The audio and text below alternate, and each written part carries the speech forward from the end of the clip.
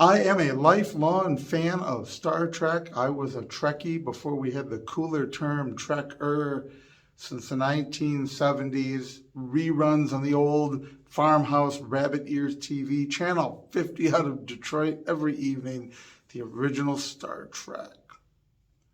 And I do not count any of the stuff Kurtzman Trek onward, period. The first 5 series, beginning with the original series in the 70s. As a Trekker of classic Trek, of beloved Trek, of real Gene Roddenberry Trek, I have this little problem. I am in a minority because I really, really vehemently I hate Klingons.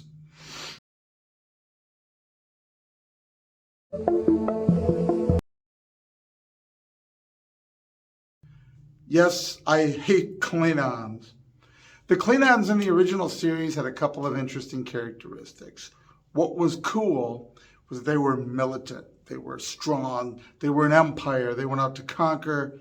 They had characteristics of a warrior culture they had energy weapons, sound disruptor weapons, they had cool looking ships, but they had maintained a dueling tradition. We hear at length in the Day of the Dove, the swords that appear out of nowhere, the great epic battles on the ship, on the USS Enterprise, between Captain Kane's men and Captain Kirk's.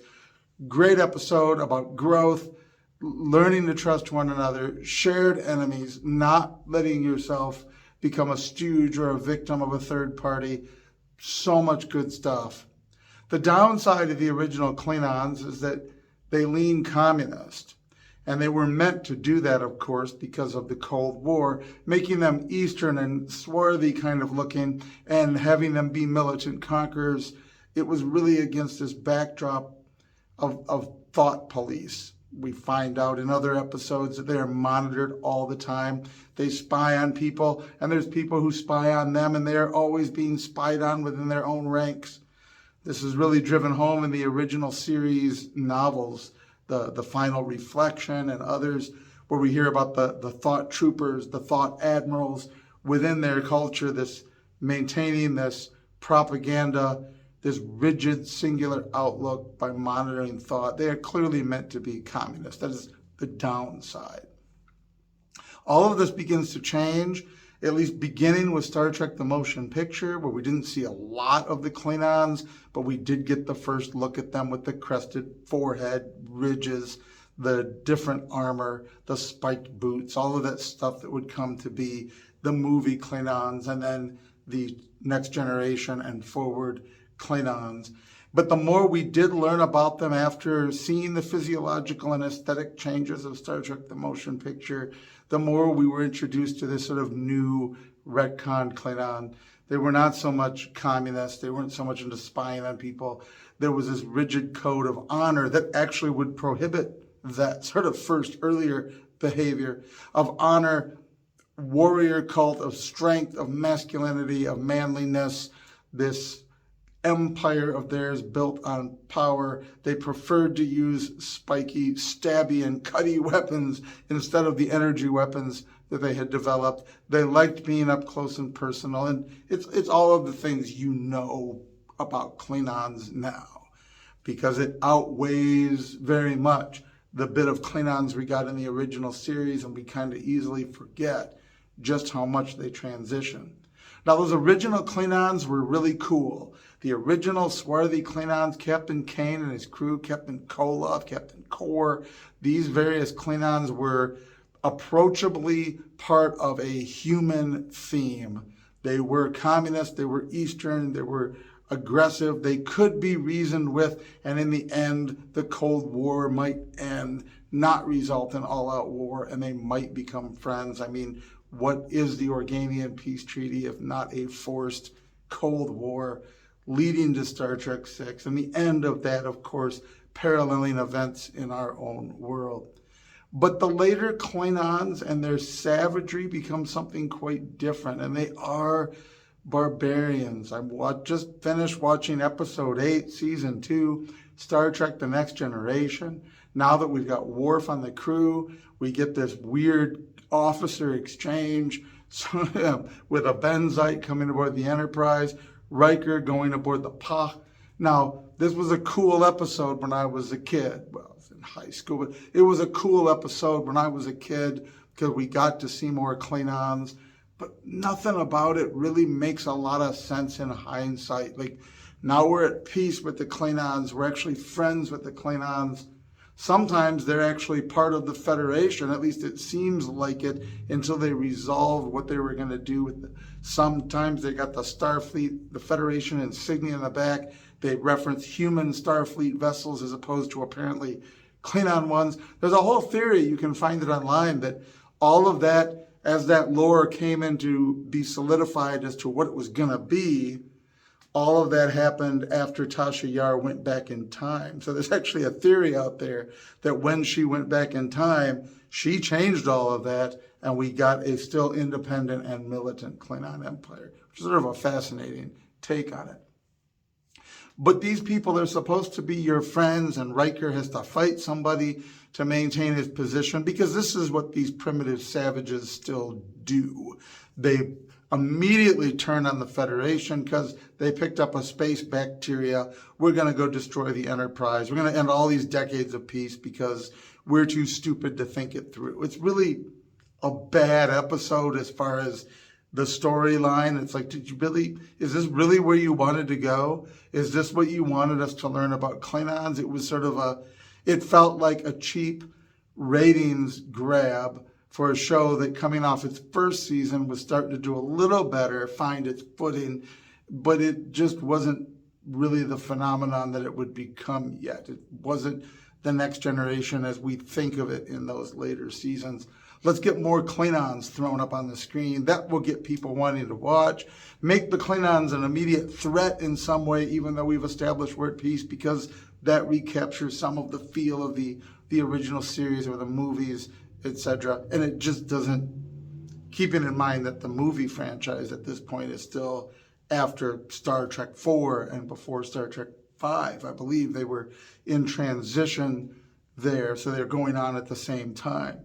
But trying to do this to highlight the Klingons as a threat, it's dumb. It's dumb based on their alleged treaty, but it drives home why I don't like Klingons. Because if you take the writing and the timing and what they're aiming for ratings-wise out of the equation, if you look at it in universe as these are who these people are, it just drives home again. They are unreliable, they are primitive, they are dumb, they are violent at the drop of a hat, they run a society based on violence, they still maintain an empire, presumably over conquered peoples, some of which we would see later in Enterprise as a prequel.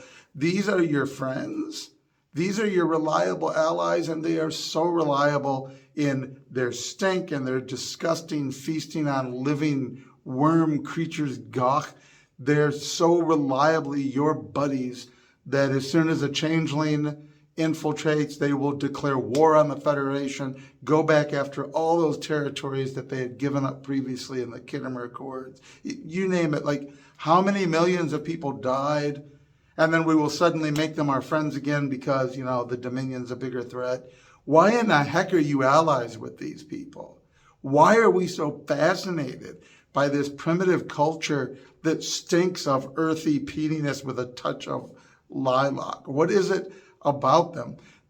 Everything we see about them on screen makes it nonsensical that they have technology, that they have spaceships and warp drive, although keeping in mind they got their cloaking device from the Romulans. So what else did they take by conquering it? Have to reconsult the Enterprise canon and see about that.